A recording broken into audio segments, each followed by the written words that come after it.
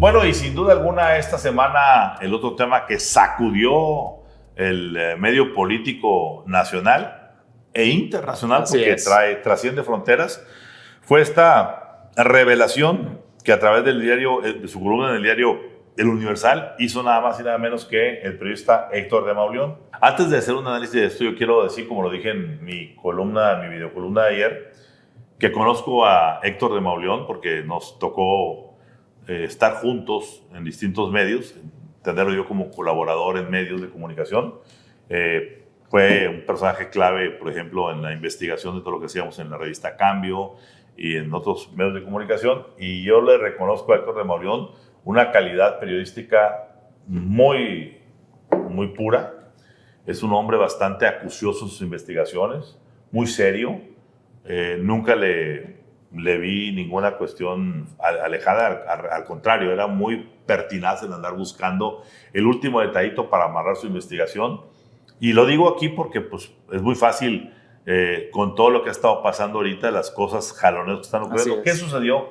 Héctor de Mauleón, resúmenos en pocas palabras, Rodrigo. Se publica en su columna un presunto cable de la embajada estadounidense firmado por Ken Salazar, en la que dice: hubo una reunión entre Américo Villarreal, gobernador electo de Tamaulipas, el senador por Zacatecas de Morena, José Narro, y un grupo de personajes entre los que se encontraba un empresario apodado el Jerry, al que se le vincula como un operador financiero del Cártel del Noreste, y que vía José Narro se transitaba todo ese dinero paralelo para la campaña a la gubernatura del Estado de México de cuentas en 2023. Millonarias offshore. De cuentas millonarias offshore. ¿Que aterrizaban dónde? Que se habrían transferido a las cuentas en las Islas Vírgenes Británicas del hijo de Américo Villarreal. Así es. Es decir, los tres personajes en cuestión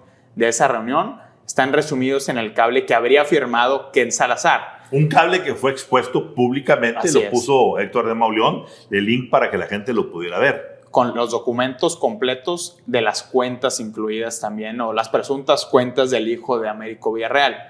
¿Qué sucede después? Es muy importante, déjame hacer una puntualización ahí. Ahí lo que llama la atención, Rodrigo, Marcela, es lo siguiente.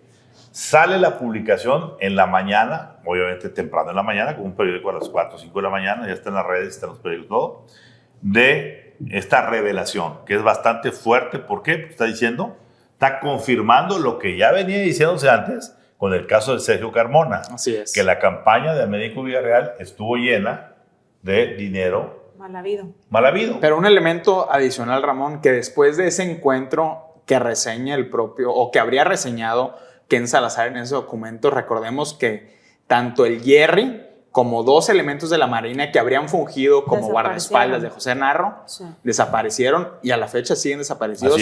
Y no hay respuesta absoluta de qué pasó ni de su paradero. Y que se juntaron en un restaurante en Coyoacán justo antes de la desaparición. Que fue la última que estuvieron juntos. Pero bueno, ¿qué pasa? Sale la revelación de Mauleón, y yo hubiera esperado que, si la revelación era absolutamente falsa, la embajada, en calidad de representante del gobierno, sacara un comunicado oficial, o una conferencia de prensa. Una conferencia de prensa, algo, absoluto silencio todo el lunes. Llega hasta el martes, y no es por iniciativa del embajador Ken Salazar que se hace el, entre comillas, desmentido o la puntualización.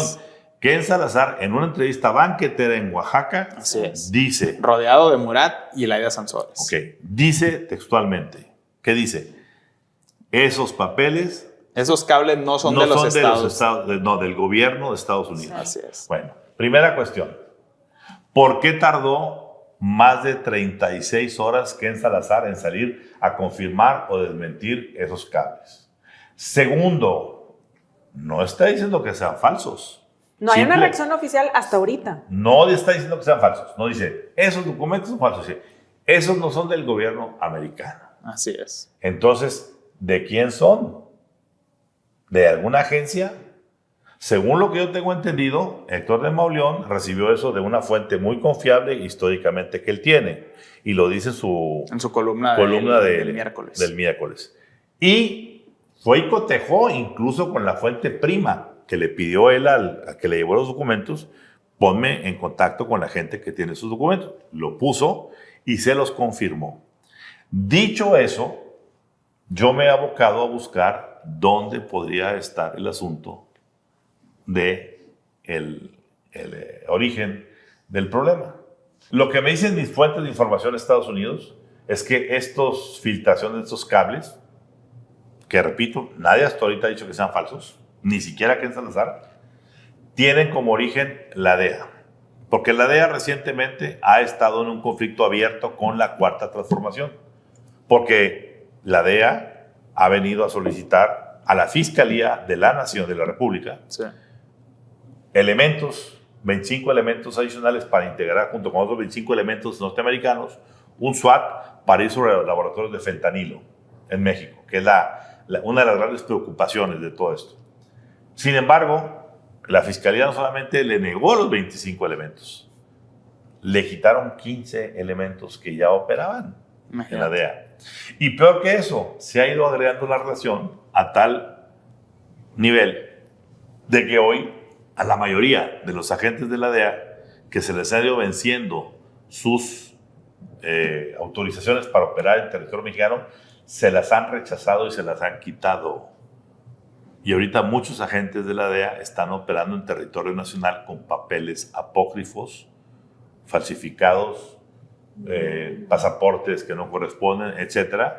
Y eso no ha sido suficientemente protestado, lo que la gente de la DEA siente, por la embajada de los Estados Unidos, es decir, por Ken Salazar. Entonces, la pregunta que está haciendo la gente de la DEA es, que todo lo que estamos investigando, lo que nos estamos exponiendo, trayendo estas investigaciones, no hay respaldo. ¿no hay respaldo por ningún lado? El rompimiento entre la DEA y la 4T es fundamental y tiene dos importantísimos antecedentes. Uno, que data desde el gobierno de Donald Trump, cuando a petición de la DEA se capturó al ex general secretario Salvador Cienfuegos, es decir, un golpe judicial del más alto nivel. Así es. Y que a través de una negociación política entre el gobierno de López Obrador y el gobierno de Donald Trump, se deportó, digámoslo, para que fuera juzgado en México el general Salvador Cienfuegos, quien finalmente fue exonerado. Así es. Y a partir de ese momento, el gobierno de López Obrador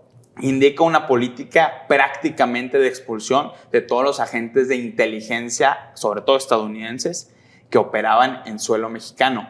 Fast forward a septiembre, octubre de 2021, donde llama el ya nuevo procurador general Merrick Garland del gobierno de Joe Biden a una reunión al fiscal general Alejandro Gertz Manero, y aparece de sorpresa la ahora titular de la DEA, Ann Milgram, a reclamarle 3 aspectos fundamentales, entre ellos que no se capturaron objetivos de alto perfil, que no había cooperación de inteligencia entre el gobierno de Estados Unidos y el gobierno de México, y que no se formaban estos equipos SWAT teams de los que tú haces referencia. Pero lo que es peor aún, la Fiscalía de la República ocultó que en la reunión estuviera... Así es, Ann Milgram.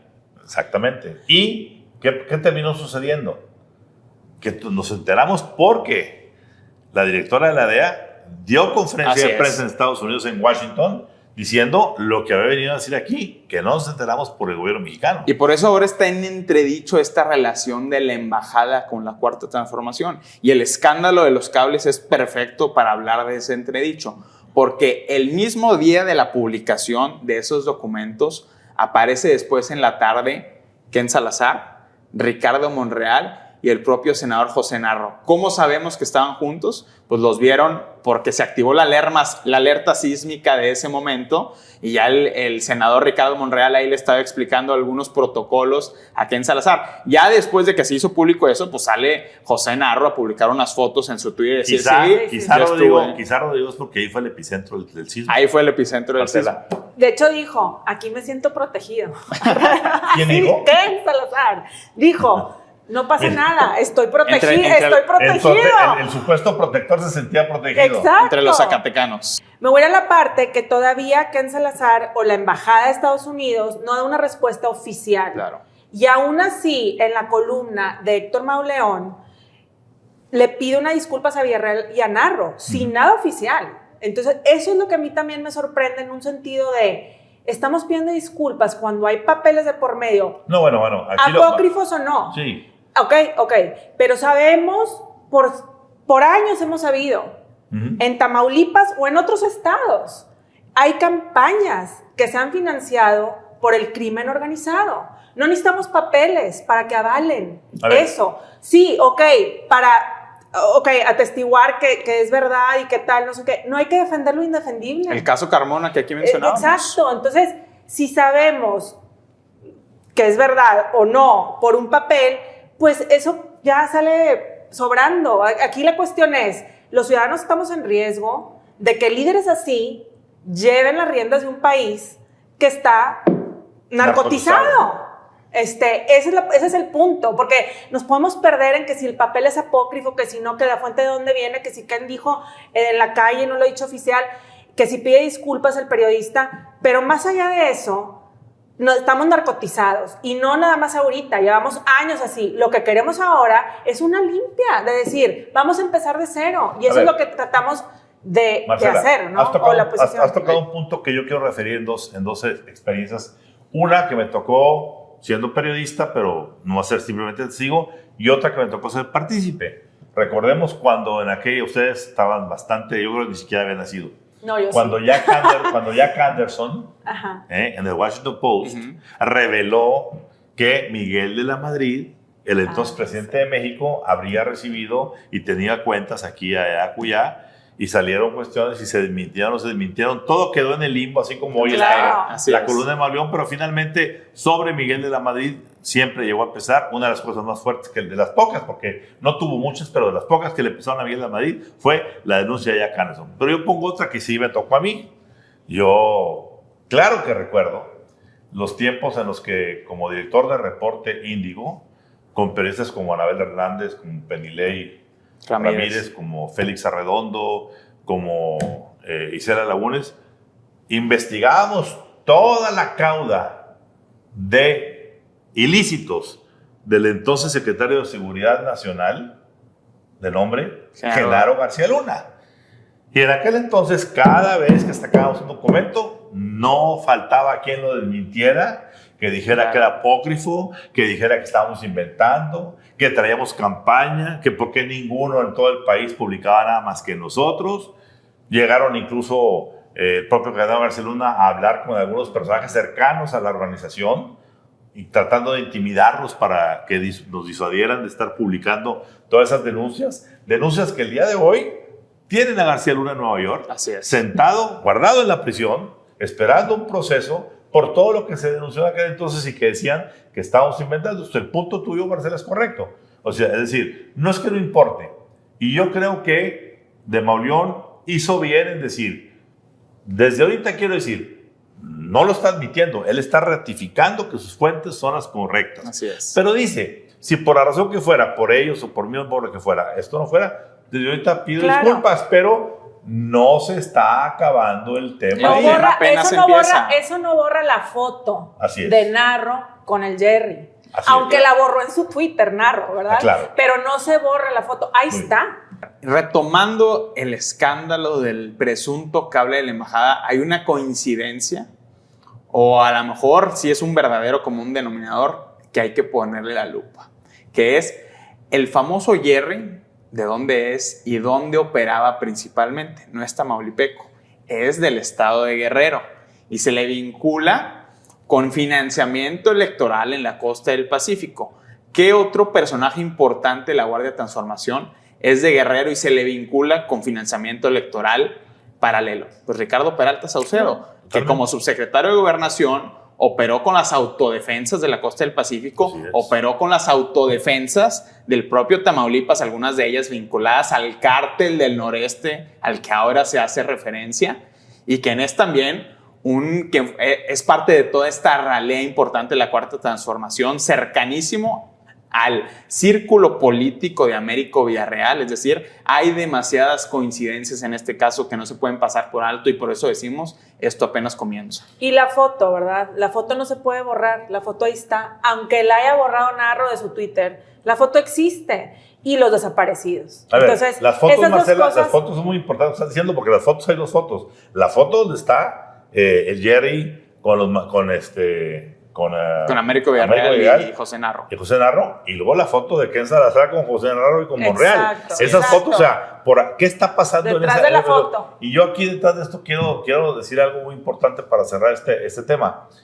A ver, ¿no les parece extraño que todos los caminos apunten a Tamaulipas y a la campaña del señor Américo Villarreal? Claro. Recordemos, como ahorita lo decías, el caso de Sergio Carmona, que no ha sido resuelto, que está ahí guardando el sueño de los justos. Ahora esos cables. cuando el que- río suena, es que... Claro, a ver, es muy claro. Claro. El asunto va y pasa por el hecho de que los dineros pasaron por Tamaulipas para la campaña de Sinaloa, donde Américo Villarreal era delegado. Sinaloa, Badiraguato, y los dineros también pasan ahora por su campaña. Vamos a ver ahora lo que va a suceder cuando tome posesión el señor Américo Villarreal. Yo me centraría en ver dos posiciones clave. ¿Quién va a ser el secretario de gobierno? Así es. ¿Un personaje grande o un personaje chiquito de la frontera que tenga algunas vinculaciones por ahí de algunos lados? Y dos, ¿quién va a ser el secretario de Seguridad Pública Por supuesto. de un estado tan complejo, tan intrincado, con tantos cárteles ahí disputando? Y yo sigo insistiendo, lo Más dicho. es frontera con Estados Unidos. Y frontera, bueno, la además, problemática de los por donde migrantes. pasa casi el 70% de todas las mercancías van y vienen del Temec, Así es. ¿verdad? Más las cosas de los migrantes, como dices, Marcela. Entonces, cuidado, porque estamos en un cóctel muy peligroso en donde los ánimos políticos caldeados entre el grupo de Francisco Javier García Cabeza de Vaca y Américo Villarreal en esa transición tan, por decirlo menos, atropellada, Así es. tan señalada y tan cuestionada en ambas partes. Y un aspecto fundamental de eso, que García Cabeza de Vaca se está intentando blindar el control de los famosos GOPES, este grupo de operaciones especiales que digamos que es el grupo de choque del gobierno estatal en este momento. Y si ese grupo de choque queda en control de los afines a García Cabeza de Vaca y llega el nuevo secretario de gobierno, llega el nuevo secretario de Seguridad Pública de Américo Villarreal, un morenista, ¿qué va a pasar en Tamaulipas?